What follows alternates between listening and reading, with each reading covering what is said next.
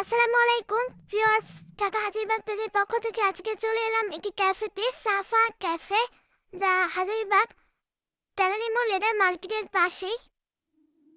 লেদারের জুতো কেনার সময় পেয়ে গিয়েছিলাম এই ক্যাফেটা, তো হয়ে আসলাম আপনাদের সাথে শেয়ার করছি।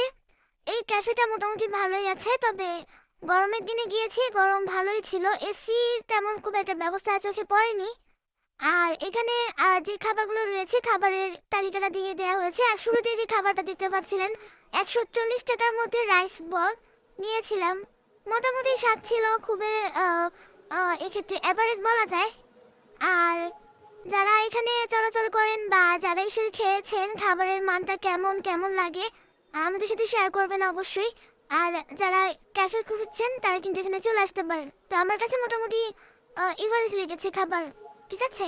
আর খাবারের কোয়ান্টিটিটাও ছিল কম।